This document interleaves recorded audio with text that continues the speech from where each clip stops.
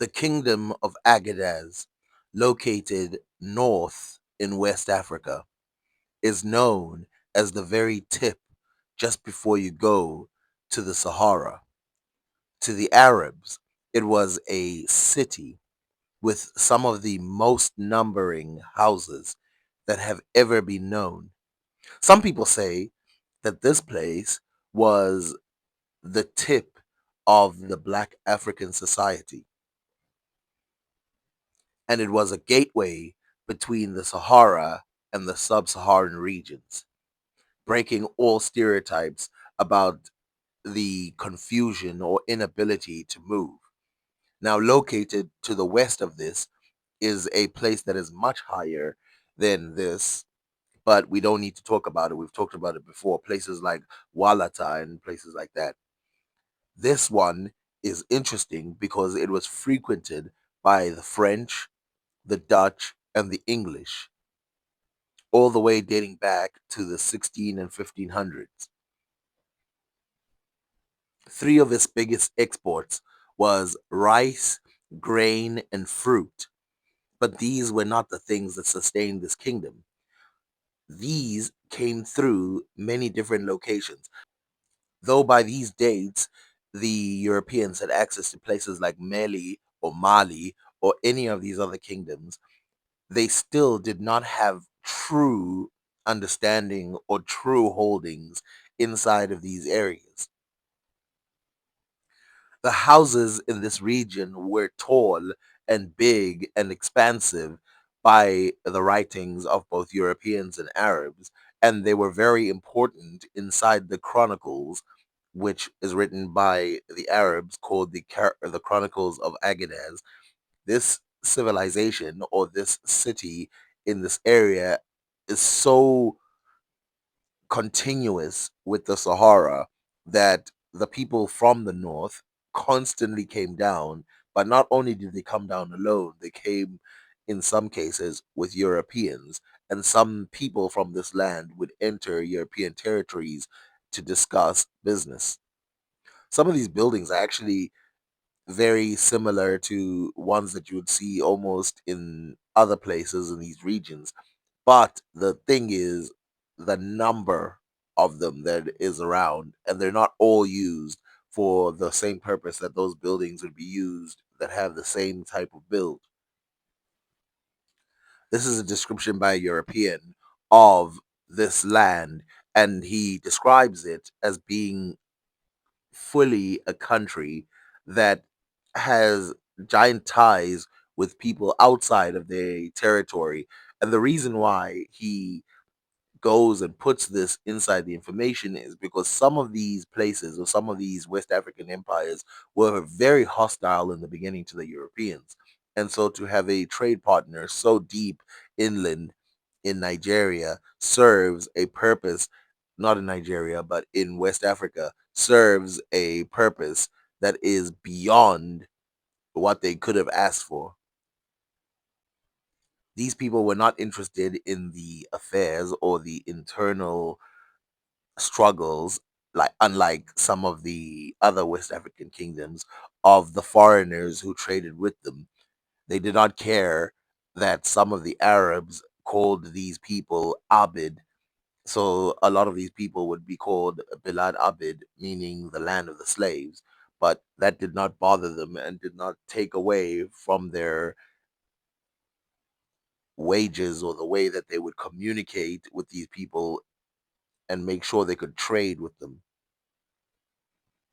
If we read, the Agazans, for the most part, are strangers settling there, their staples of merchandise, trading to foreign countries.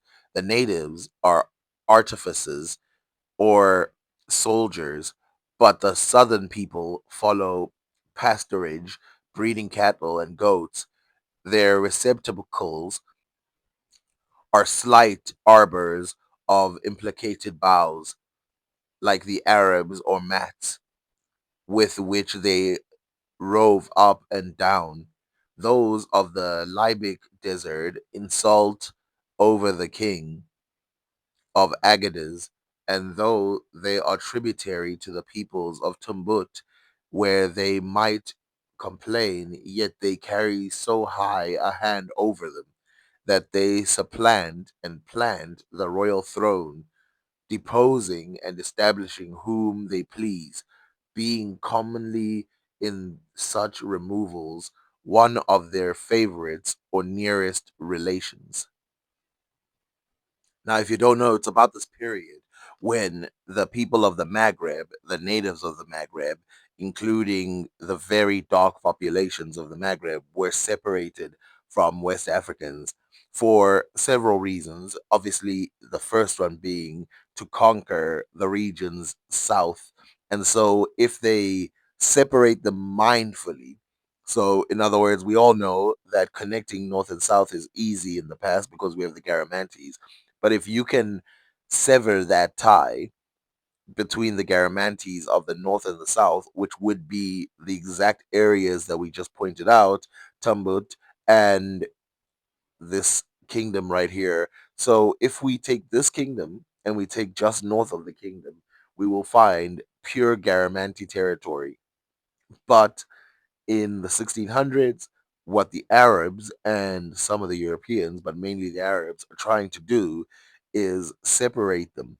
But these people are so tied together, including the pale skinned Berber people at the time, they're so tied together that they're fighting back. And as that writing says, they're picking their own kings, even though they're supposed to be under some other thing in terms of the thinking of the Arabs.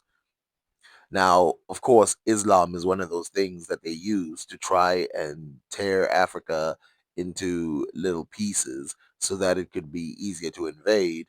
But Islam played as a glue, not as a terror at this place. And the information and the growth of this city is evident in the ore and the buildings that are built afterwards.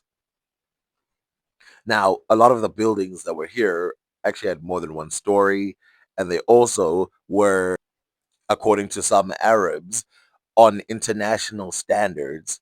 And this is big because the person who called them international standards said that the people who lived just before the in that region did not have anything of the same type, and it had to do with the development of the people.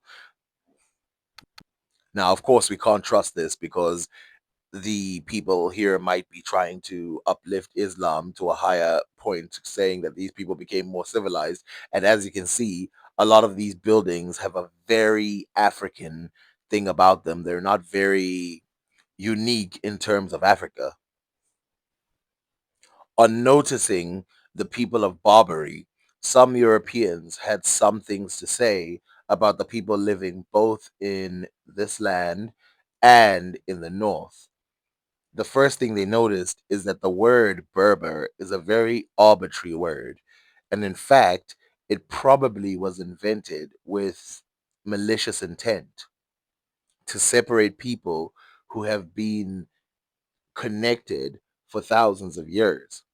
At first, it was meant to be an insult and to take away from the kingdoms living in those regions. But when those regions started to tie together against the Arabs, so people from Morocco, for example, tying with, so black people in Morocco who tied themselves with Arab desert dwellers. So, in other words, people who came from Arabia, landed in the deserts, meandering, as the other Arabs would call them, would say about them. These people started to form groups that were part Arab, part Berber, or part Native African, depending on how you want to look at it. And these groups then grew and became very powerful. But these powerful groups that extended to the limits of Africa needed to be crushed in order for the Arabs to continue to have a say so within that pipe. And so they invented the word Berber in a more positive form. There's obviously nothing positive about being called a barbarian, but now you start to see it's talking about, oh, the Berbers have great civilizations. The Berbers have these cities located here and there. The Berbers, they have rivers and they trade with the Negroes, which this doesn't make sense if you look at earlier Arab manuscripts that clearly state that the Berbers and the Negroes are one group. But instead, this time, they separate them and call one the Negro lands or Bilad Abid, and the other one they call it the barbarian lands, the lands of the Berbers, counting some of the Arab groups as Berbers. But luckily, the Europeans who get there actually call them what they are, which is white people. If you remember, writers from almost 800 years prior to the date that the book that I just read was written, they had the word Berber also extending to as far as the people of Ethiopia, referring to the people as Berbera, who would be these people who are dressed in a more traditional sense with less sophisticated civilizations, and then refer to the people of like Mogadishu and places like that as the civilized men of those places.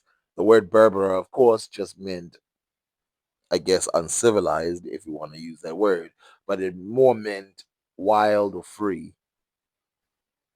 And of course, Al Masudi also claimed that the people of Sudan, or the people that should be called Sudan, that their domain stretches through the Sahara all the way to the limits of Idris ben Idris, who was an Arab who conquered a small area in Morocco.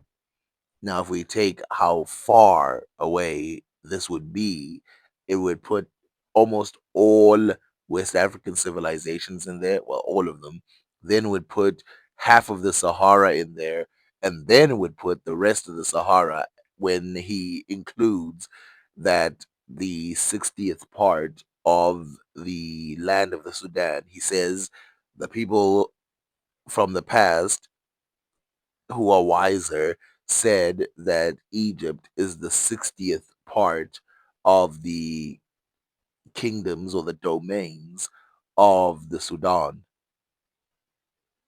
Sudan, in this case, not meaning the country. Now, what about the people of Agadez? Well, the Agadez people are, as you can see, very similar to the people, the black people, located in North Africa, both physically in their form and culturally in the way they dress, but withholding or holding a West African bend in style of creation. Their culture has definitely bent towards Islam more and more over the years, and the people obviously did too.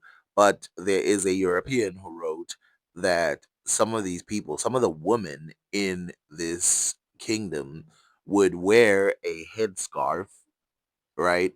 But then they wouldn't wear a top. So they'd walk around with their top off and then they would cover their faces, which shows that they were still highly tied to their African roots. Some of the warriors of this land were scarred.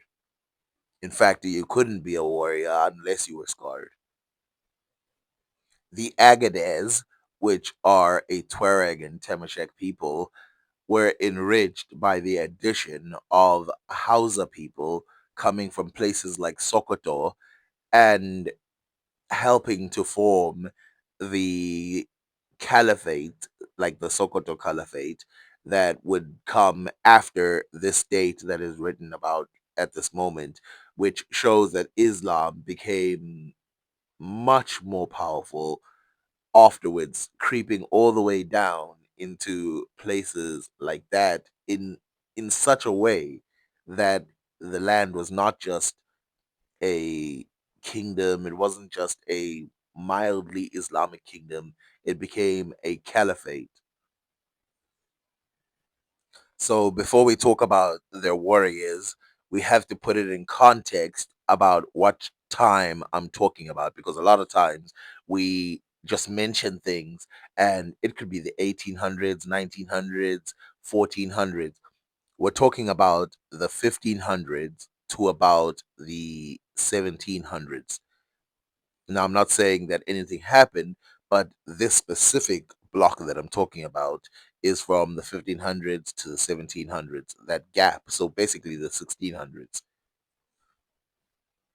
But if we talk about it more broadly, it's in the early 1400s during the pre Edo period of Japan, where these people were dominating and unified as a people. So they unified before Japan, and they only got taken out in the 1900s.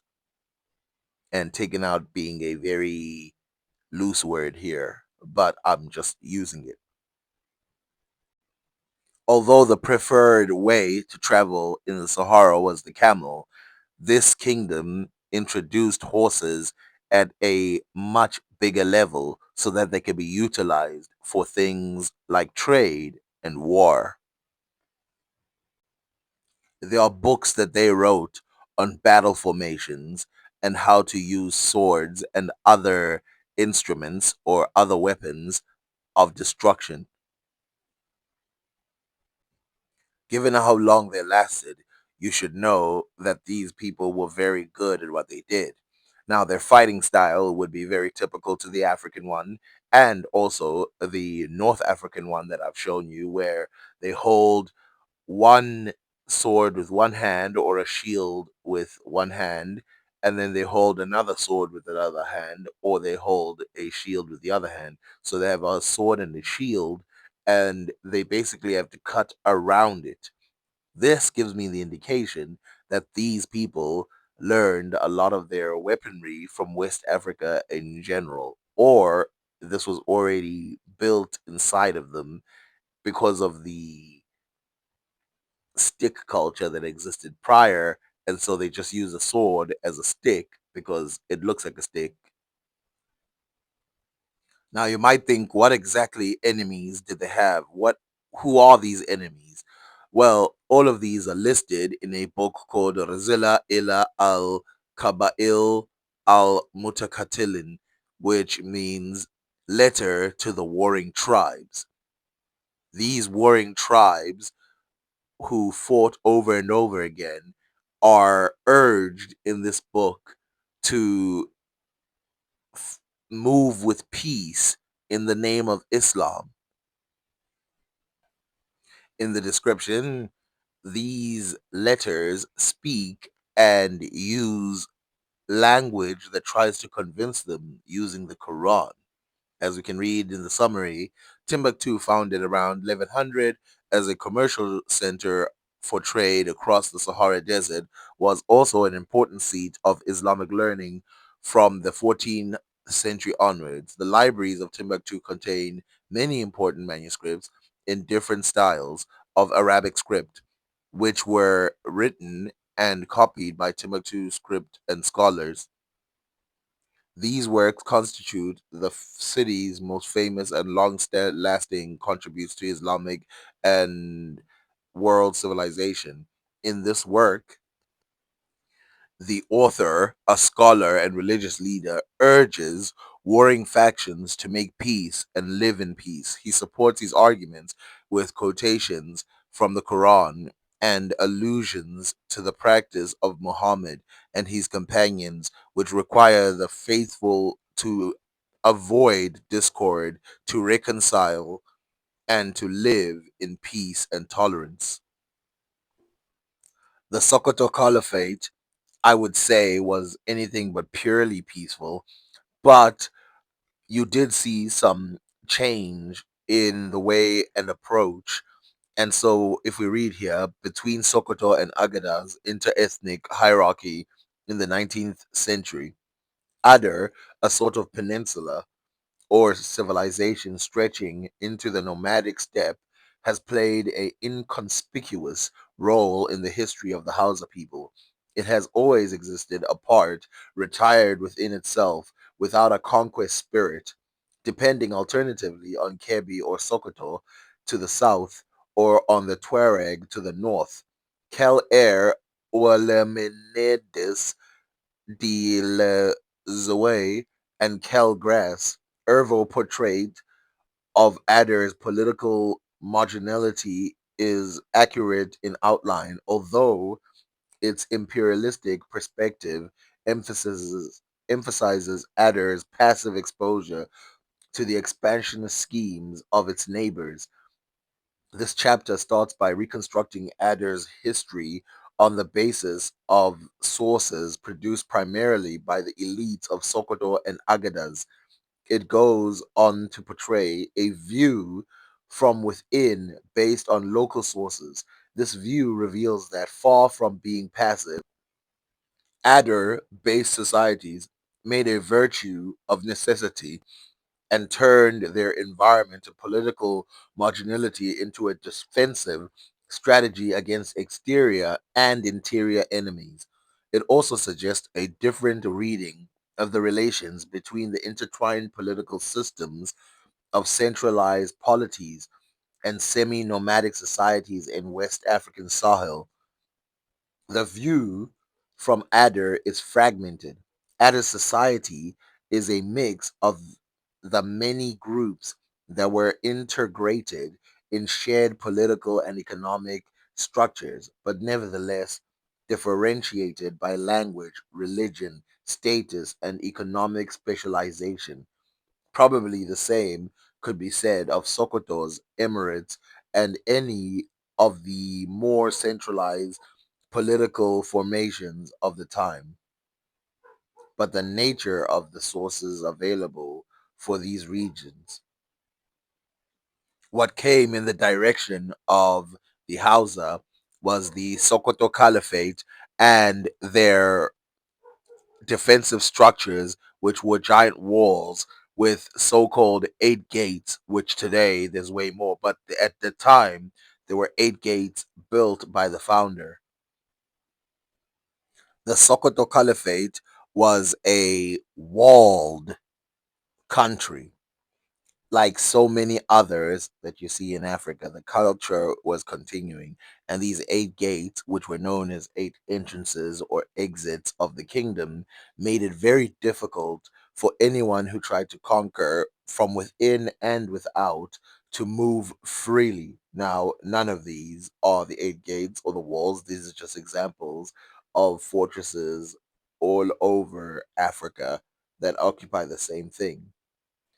As we read, and I must state that this is from a newspaper, so take the evidence with a grain of salt. It was said that during the reign of Muhammad Bello, the doors of the gates were made from wood and held together by nails, while the later part of Sultan Atiku's reign saw the existence of metal made by blacksmiths. According to the late Waziri Janaidu, in his book titled Tu Fatu Sania bi Tariq Sokoto Bahia, two of the gates, Kofar Kware and Kofar Dundaye, were named after the villages they led to.